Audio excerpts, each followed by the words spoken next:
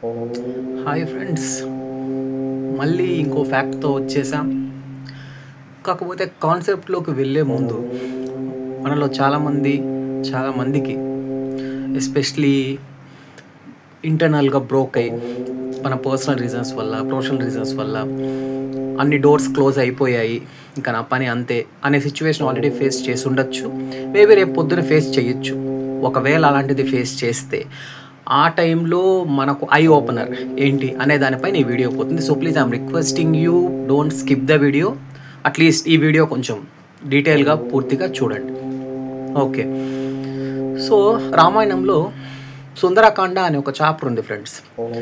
Basically ఏంటంటే రామాయణం మొత్తం hero రాముడైనా ఈ సుందరకాండ అనే చాప్టర్లో మాత్రం hero is lord Hanuma, Anjaneya Swami. So ఈ సుందరకాండ చాప్టర్ మొత్తంలో ఆయన ఏం చేశారు అండ్ ఆయన కాంట్రిబ్యూషన్ ఏంటి, ఏ విధంగా లంకకు వెళ్ళడం, సీతాదేవిని తీసుకురావడం ఇదంతా ఎలా జరిగింది ఏంటి, దీన్ని బేస్ చేసి ఉంటుంది. కానీ ఒకనొక సిచ్యువేషన్లో సరే ఓకే, ఫస్ట్ ఆయనకి మిగతా అందరి దేవుళ్ళతో కంపేర్ చేస్తే ఆయనకి ఉన్న కొన్ని స్పెషల్ వరాలని చెప్పుకోవచ్చు, పవర్స్ అని చెప్పుకోవచ్చు. అవేంటి అంటే అనిమ, అంటే ఇసుక రేణువంత చిన్నగా కూడా మారిపోగలడు. గరిమ, విశ్వాన్నే కప్పేసేంత పెద్దగా కూడా మారిపోగలరు. లగిమ, గాలి కంటే చాలా తేలిగ్గా మారిపోగలరు. అండ్ ప్రాప్తి, ప్రపంచంలో ఏది ఎక్కడున్నా అది తనకు ప్రాప్తి చెందేలా చేసుకోగలరు. ప్రకమ్య, తన మనసులో ఏదైనా కోరుకుంటే బలంగా అది ఖచ్చితంగా నెరవేరుతుంది. ఇశిష్ట అండ్ వశిష్ఠి, రూల్ అండ్ కంట్రోల్, దేనన్నా రూల్ చేయగలరు అండ్ కంట్రోల్ చేయగలరు. ఇన్ని శక్తులున్న ఆయన ఆ టైంలో రావణాసురుడు సీతాదేవిని తీసుకెళ్ళినప్పుడు తెలుసు, ఇదంతా మనకు బాగా తెలుసు. వెళ్ళి ఇంకా సీతాదేవిని తీసుకురమ్మని రాముడికి మాట ఇచ్చి నేను తీసుకొస్తాను స్వామి అని చెప్పి వెళ్ళినప్పుడు ఒకనొక వెళ్ళిన టైంలో ఏంటంటే ఆ ప్లేస్ కొత్త, అంతవరకు ఆయన వెళ్ళలేదు. అండ్ లంక అనేది కూడా అంత చిన్నది కూడా కాదు, చాలా పెద్దది. వెళ్ళినప్పటి నుంచి వెతికారు, దొరక్కపోవడంతో మైండ్లో చాలా ఆలోచనలు. ఎలా అంటే ఇంతసేపు వెతికినా దొరకలేదేంటి, సీతాదేవి ఎక్కడున్నారు, రావణాసురుడు ఎక్కడ పెట్టుంటారు,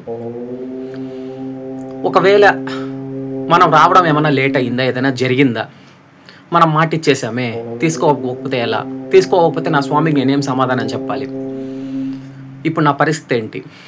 సో ఇలాంటి థాట్స్తో కొంచెం భయం స్టార్ట్ అవ్వడం జరిగింది. ఇంకొక చోట నిలబడిపోయారు ఆయన. అంటే ఇంకా ఏమున్నాయి ఆప్షన్స్, వేరే అదర్ ఆప్షన్స్ ఏమున్నాయి అని ఆలోచించే ఏమని చెప్పొచ్చు కాన్షియస్నెస్ కూడా ఆ టైంలో లేదు.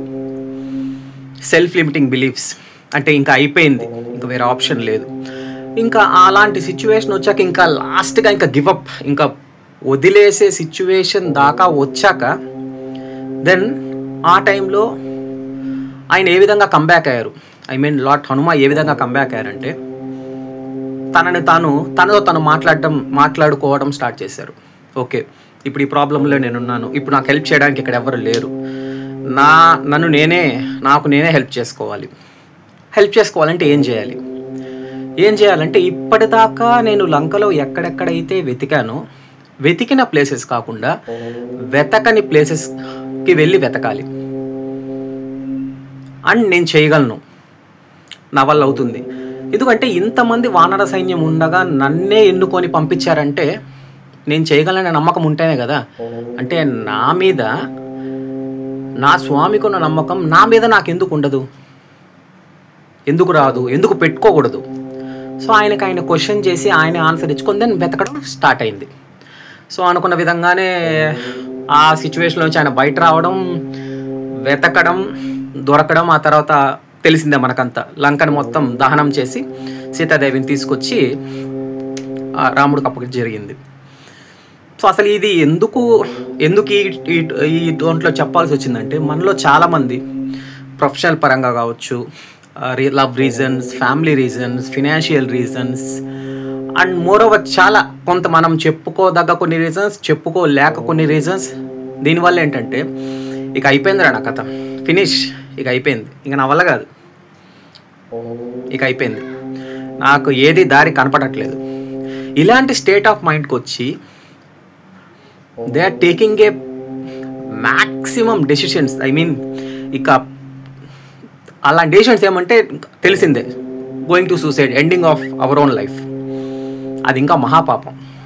బ్రతికున్నప్పుడు పడే కష్టాల కంటే మనం సూసైడ్ చేసుకుంటేనే పడే కష్టాలు చాలా ఎక్కువ అంటాం.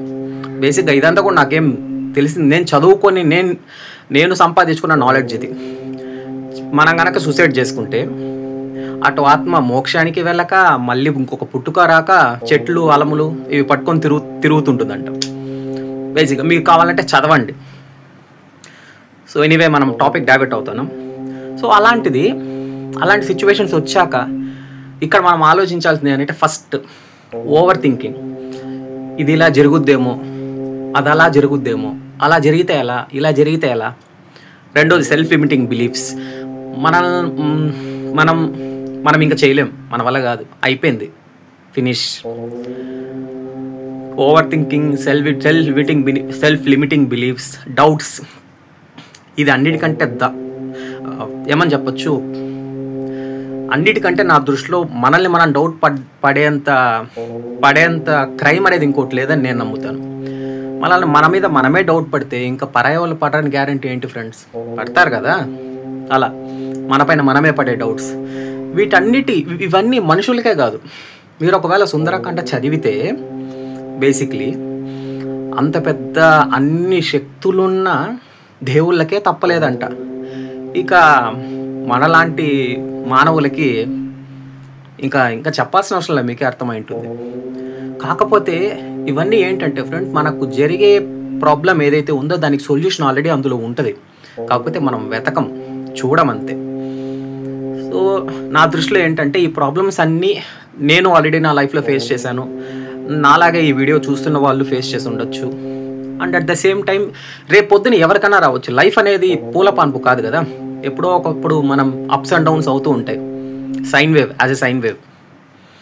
కాబట్టి అవన్నీ ఫేస్ చేసినప్పుడు మనం ఏ విధంగా ఆ రోజు ఆ టైంలో లార్డ్ హనుమ ఎలా ఆలోచించారో అలా ఆలోచించి అప్పటిదాకా మనం ఏంటి అనేది మనం మర్చిపోకుండా దాని నుంచి మనం బయట రాగలిగితే దెన్ మన కంబ్యాక్ని ఎవరో ఆపలేరు. ఇదేదో మోటివేషనో లేకపోతే సంథింగ్ కాదు ఫ్రెండ్స్, ఇట్స్ ఫ్యాక్ట్ యాక్చువల్గా. ఎందుకంటే ఆల్రెడీ మన పూర్వీకులు జరిగింది, వాళ్ళకి ఆల్రెడీ ప్రాబ్లమ్స్ అన్నీ జరిగి బయట వచ్చింది.